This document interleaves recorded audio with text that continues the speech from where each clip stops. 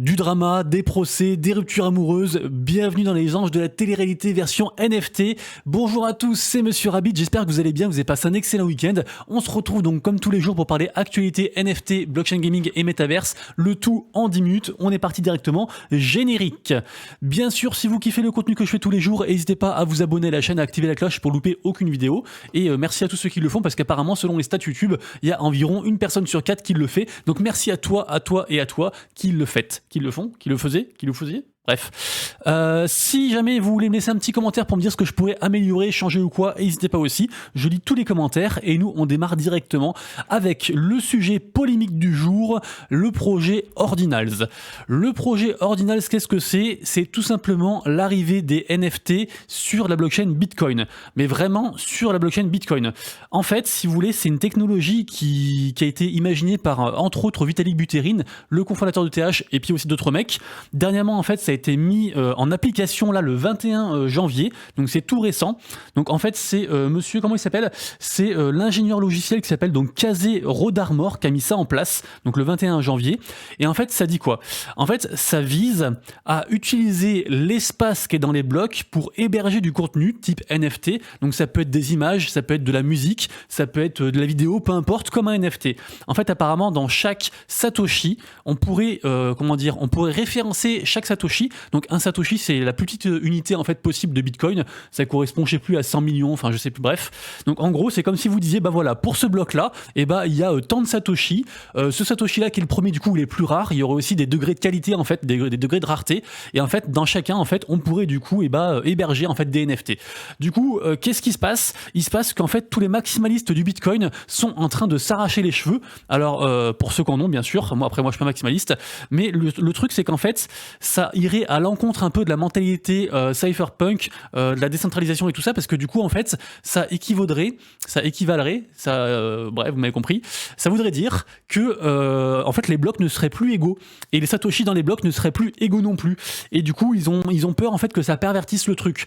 Donc là il y a tout le monde qui en parle, c'est alors je sais pas trop ce que vous en pensez, dites-moi dans les commentaires. Moi j'ai envie de dire que si c'est possible, bah le code is low, donc si c'est possible, et bah ils ont raison de le faire. Par contre, oui, ça risque de surcharger entre guillemets la blockchain avec des trucs de merde, parce que bah, du coup n'importe qui en fait peut incruster un NFT tout pérave. Apparemment, jusqu'à présent, il y aurait environ 300 NFT, sachant que pour faire un NFT dessus, c'est quand même très compliqué. Il faut posséder un nœud Bitcoin, il faut télécharger des trucs et tout. Enfin, c'est vraiment la galère. C'est pas à la portée de tout le monde. Pour l'instant, en plus, il n'y a pas de système pour filer les NFT en fait.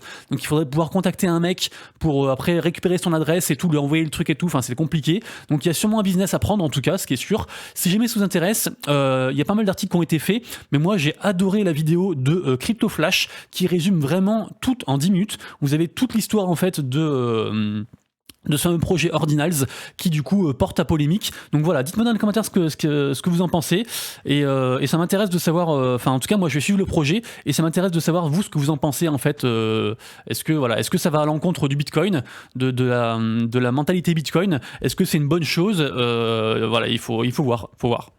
Ensuite, affaire suivante, drama suivant. Alors c'est pas vraiment un drama en fait, c'est juste qu'en fait il y a le cofondateur de Yuga Labs qui s'appelle, donc je sais plus ce que c'est son Twitter, c'est Gordon quelque chose. En tout cas son vrai nom c'est Willy Aronow, et apparemment en fait on lui aurait diagnostiqué en fait une insuffisance cardiaque congestive qui apparemment se serait amplifiée parce qu'il bossait beaucoup trop sur le projet Yuga Labs.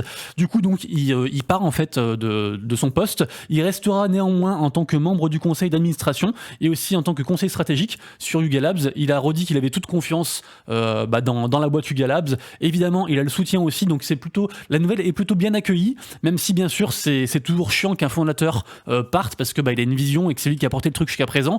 Mais voilà, forcément c'est une décision médicale qui est derrière, donc ils le soutiennent. Certaines mauvaises langues disent que il y aurait d'autres soucis, notamment par rapport à tout ce qui est procès autour de Yuga Labs. Je vous rappelle que là dernièrement il y a encore eu des informations, j'en ai parlé sur la vidéo vidéo de samedi.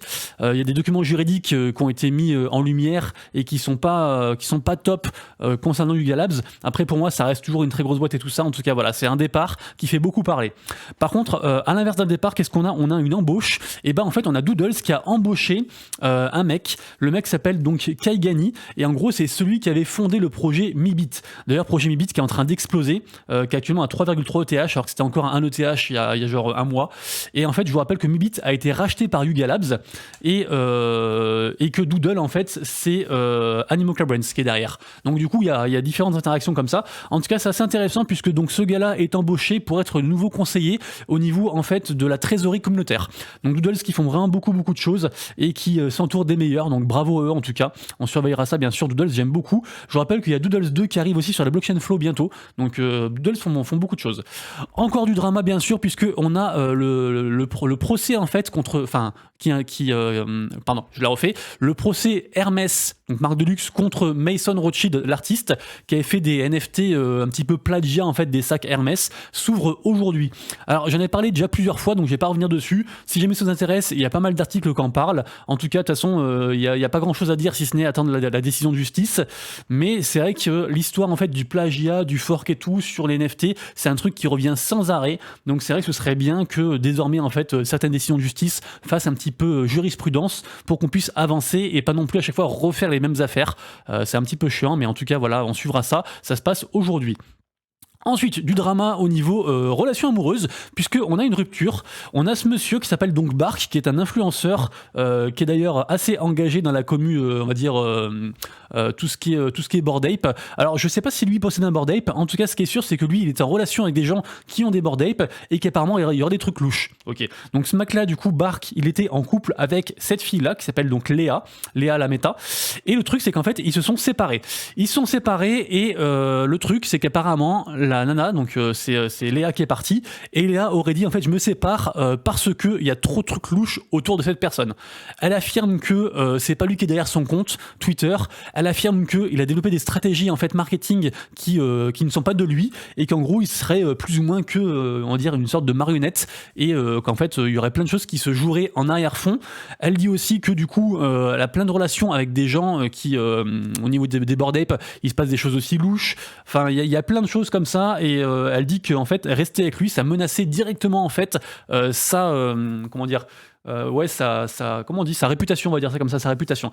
Donc c'est assez intéressant. Après, ça reste du drama. Est-ce que c'est vrai? Est-ce qu'il n'y a pas un truc louche en dessous du style lui, il voulait la quitter et puis du coup, elle l'a mal pris ou quoi? On n'en sait rien. Il faut toujours croiser ses sources d'informations. Et de toute façon, je répète, moi, dans les news que je vous donne tous les jours, moi, je prends différentes sources, mais je suis pas Dieu, hein, je peux me gourer. Et donc, croisez toujours les informations.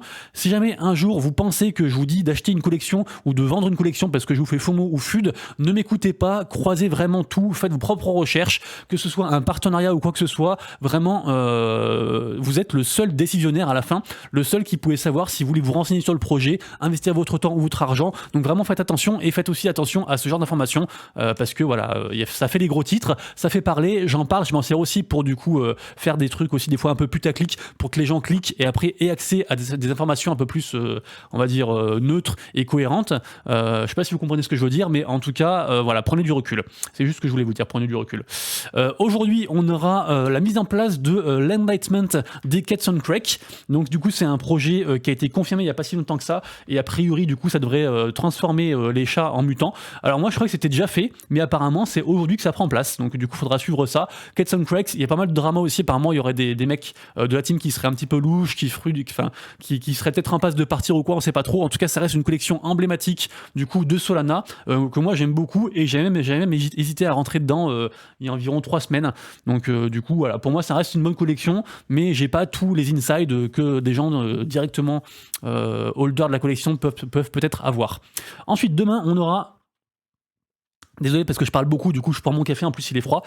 Demain on aura le tirage des whitelists, donc vous savez que vous avez plein de tickets Mocaverse, et du coup donc demain il y aura le tirage, donc en gros si jamais vous voulez pas la whitelist Mocaverse, ce qui serait bizarre parce que pour moi c'est un des projets de l'année, mais en tout cas si vous pensez perdre, il est encore temps de revendre du coup la whitelist, enfin pardon les tickets, avant le tirage. Par contre du coup les tickets après tirage ne vaudront plus rien puisque ils auront fait leur utilité, donc du coup ce sera à surveiller, et donc ça c'est demain. Au niveau collection à surveiller, aujourd'hui il y a Skybrook. Alors Skybrook, à ce qui paraît, c'était un free mint sur Manifold.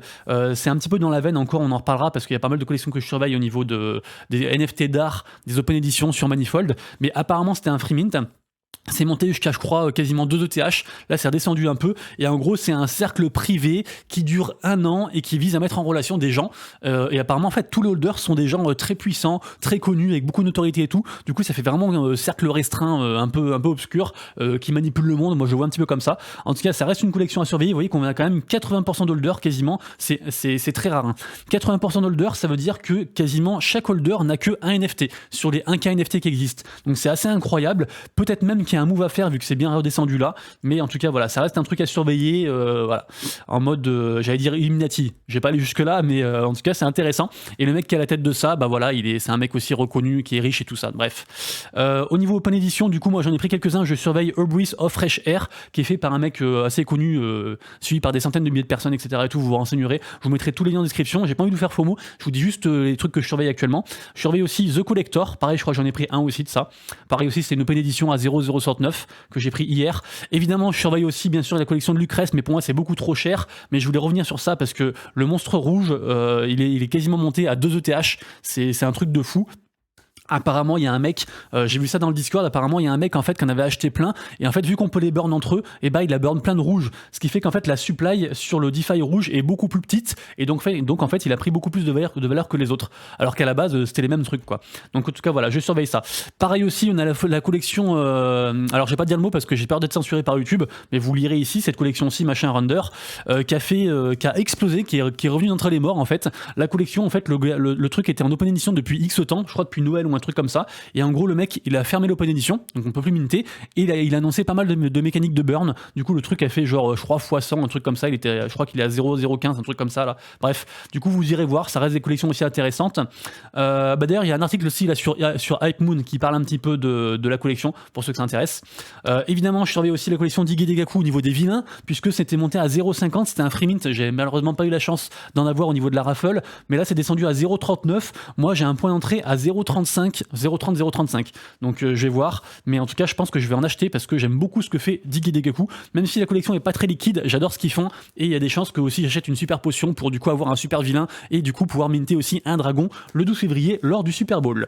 Je surveille aussi également Figurigot, je surveille aussi également, je vais un peu plus vite parce que sinon la vidéo va être trop longue, je surveille aussi Arcana. D'ailleurs Arcana, si jamais ils ont gamifié un petit peu le processus là, si jamais le projet vous intéresse, c'est un très gros projet, hein.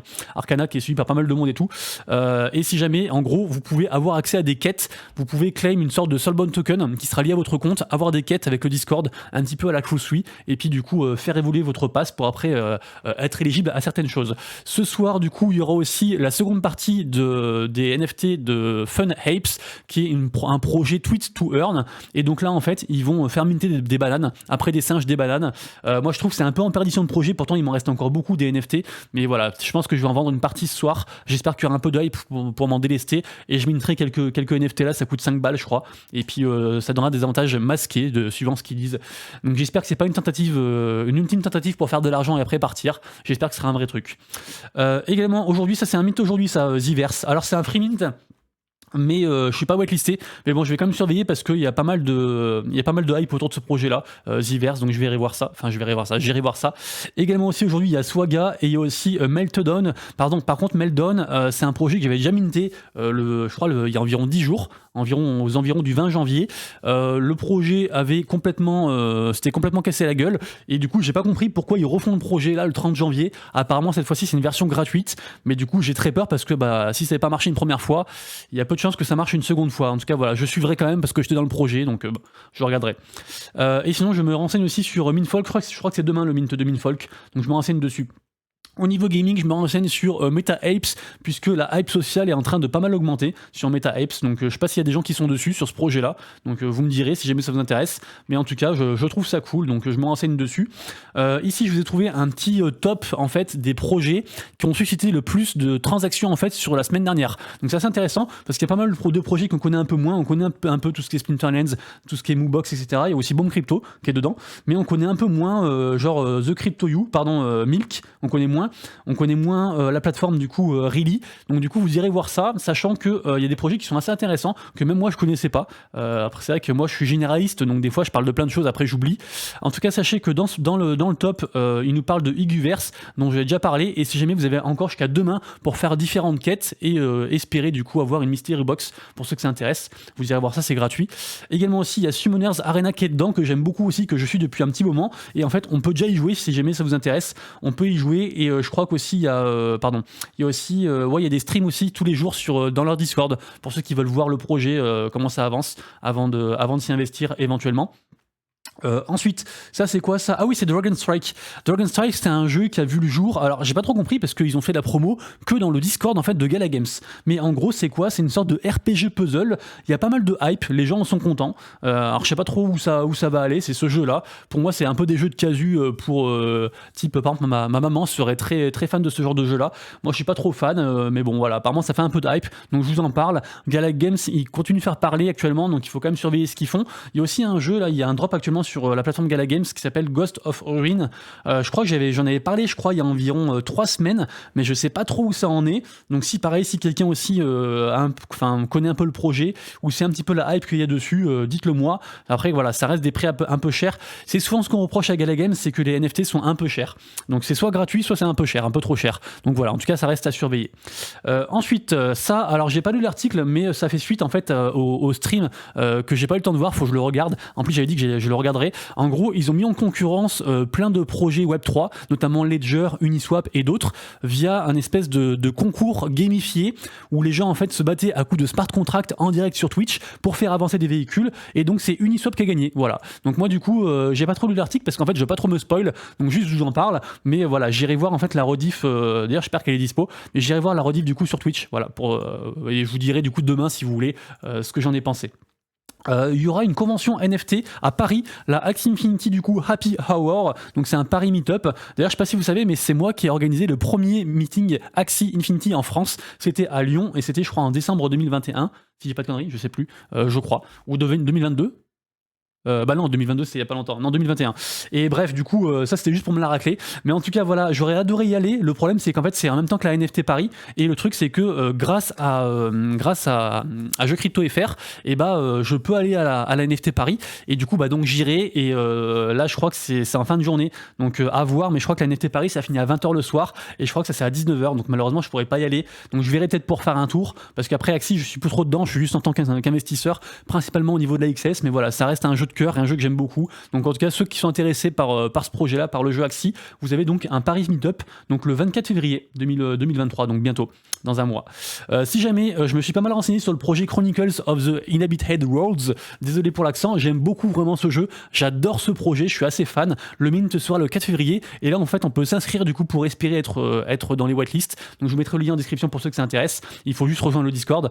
Si jamais je pourrais vous mettre le trailer ici. En gros le projet c'est quoi, si c'est pour la faire très courte, allez je vous dis le projet en 20 secondes pour la faire très courte, c'est un projet de storytelling NFT.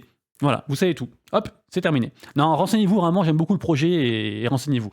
Ça ensuite, qu'est-ce que c'est? Ah oui, c'est un jeu... D'ailleurs, oui, ils veulent gamifier le truc, hein, c'est pour ça que j'ai mis ça dans la partie gaming, mais il y aura aussi, a priori, une partie gamification. Sinon, Gensukishi Online, c'est un projet, on peut déjà y jouer, si jamais. C'est un free-to-play, et en fait, ce qui est intéressant, c'est qu'en fait, c'est un UGC to Earn. UGC, ça veut dire quoi? Ça veut dire, alors je sais même plus ce que ça veut dire, ça veut dire User Generated content. En gros, c'est quand c'est vous et moi en fait en tant que joueurs qui créons le contenu. Et en gros, le truc c'est que là en fait les gens vont pouvoir créer des NFT et après les vendre aux gens. Et du coup, c'est un peu leur créneau. Et c'est un free to play, donc voilà. Vous irez. Malheureusement, c'est déjà la fin de la vidéo. J'espère que vous avez kiffé. Si c'est le cas, faites-moi exploser le compteur de pouces en l'air. Si on arrive à 200, peut-être que je ferai un giveaway. On peut faire un deal comme ça entre nous. En tout cas, nous on se retrouve donc demain pour la prochaine vidéo Actu NFT, blockchain gaming et Metaverse. Et d'ici là, bien sûr, prenez soin de vous, de prochaines voilettes. C'était Monsieur Rabbit. Des bisous. Ciao.